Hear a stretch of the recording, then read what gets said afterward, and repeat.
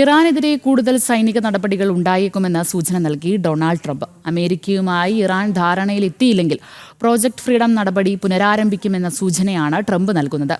യുഎസിന്റെ പടക്കപ്പലുകൾക്ക് നേരെ ഇറാൻ ആക്രമണം നടത്തിയതാണ് പ്രകോപനമായത്. പ്രോജക്ട് ഫ്രീഡം താൽക്കാലികമായി America നിർത്തിവച്ചിരിക്കുകയാണ്.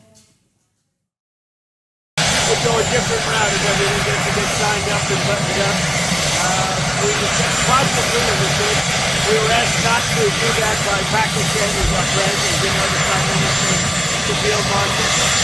But I think Project Freedom is good, but I think we have other ways of doing it also. We may go back to Project Freedom if things don't happen, but it'll be Project Freedom Plus, meaning Project Freedom Plus other. വിവരങ്ങൾ നൽകാനായി ഐസൺ ജോസ് ഉണ്ട്. ഐസൺ, ഇറാനെതിരെ കൂടുതൽ സൈനിക നടപടികൾ ഉണ്ടായേക്കുമെന്നുള്ള സൂചനയാണ് ഇപ്പോൾ Trump നൽകിയിരിക്കുന്നത്.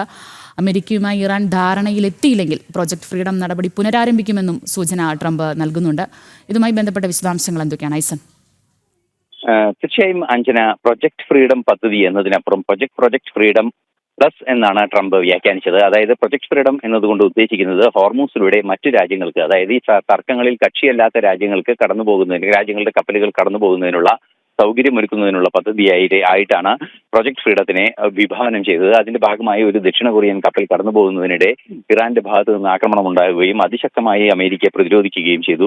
7ഓളം കപ്പലുകൾ തകർത്തു എന്നാണ് അന്ന് ട്രംപ് അറിയിക്കുകയും ചെയ്തത്. പ്രൊജക്ട് ഫ്രീഡം പദ്ധതി പ്രഖ്യാപിച്ചതിന് പിന്നാലെ അത് ഈ സങ്കീർണാവസ്ഥയിൽ എത്തിയപ്പോൾ മധ്യസ്ഥ രാജ്യങ്ങൾ ഉൾപ്പെടെ ഇടപെട്ട് അത് ആ പദ്ധതി നിർത്തിവെക്കണം താൽക്കാലികമായി എന്നൊരാവശ്യം മുന്നോട്ട് വെക്കുകയും അത് ട്രംപ് അംഗീകരിക്കുകയും ചെയ്തു. അതിന് പിന്നാലെയാണ് ഇപ്പോൾ ഈ നിബന്ധനകൾ മുന്നോട്ട് വെച്ചിരിക്കുന്നത്. അതായത് വെള്ളിയാഴ്ച, അതായത് ഇന്ത്യൻ സമയം ഇന്നലേക്കകം തീരുമാനത്തിലെത്തിയില്ലെങ്കിൽ തുടർ നടപടികളിലേക്ക് നീങ്ങുമെന്ന നിലപാട് ട്രംപ് അറിയിക്കുകയും ചെയ്തിരുന്നു. വൈകാതെ ധാരണയിലെത്തണമെന്നൊരു ആവശ്യം ട്രംപ് മുന്നോട്ട് വെക്കുകയും ചെയ്തിരുന്നു.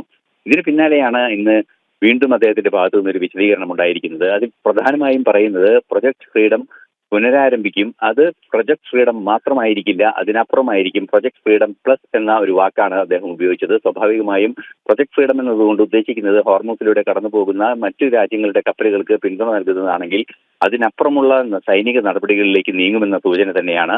അത്തരമൊരു സൂചന നിലവിലുള്ള സാഹചര്യത്തിൽ അതിശക്തമായ ഒരു നീക്കം അമേരിക്കയുടെ ഭാഗത്തു നിന്ന് വൈകാതെ ഉണ്ടാകാനുള്ള സാധ്യതയുണ്ട്. അതിനു മുൻപ് ഇറാൻ ആണവധാരണയിലെത്തുമെന്നാണ് പ്രതീക്ഷിക്കുകയും ചെയ്യുന്നത്. ആണവധാരണയിലെത്തുകയാണെങ്കിൽ ഹോർമൂസ് തുറക്കുന്നതും അതുപോലെ തന്നെ ഉപരോധം ഒഴിവാക്കുന്നത് ഉൾപ്പെടെയുള്ള നടപടികൾ, അതായത് ഇറാന്റെ ഹോർമൂസിനോട് ചേർന്ന തുറമുഖങ്ങളെ ഉപരോധിച്ച അമേരിക്കയുടെ നടപടി ഒഴിവാക്കുക, അതുപോലെ തന്നെ ഉപരോധം ഒഴിവാക്കുക ഉൾപ്പെടെയുള്ള നടപടികളിലേക്ക് നീങ്ങാമെന്നൊരു നിലപാട് നേരത്തെ ട്രംപ് അറിയിക്കുകയും ചെയ്തിരുന്നു. നിലവിലെ സാഹചര്യത്തിൽ ഈ പ്രൊജക്ട് ഫ്രീഡം പ്ലസ് എന്ന സൂചന ട്രംപ് നൽകുന്നത് പ്രൊജക്ട് ഫ്രീഡം എന്നതിനപ്പുറം കടുത്ത മറ്റ് സൈനിക നീക്കങ്ങളിലേക്ക് കാര്യങ്ങൾ പോകുമെന്ന മുന്നറിയിപ്പ് തന്നെയാണ്. ശരി.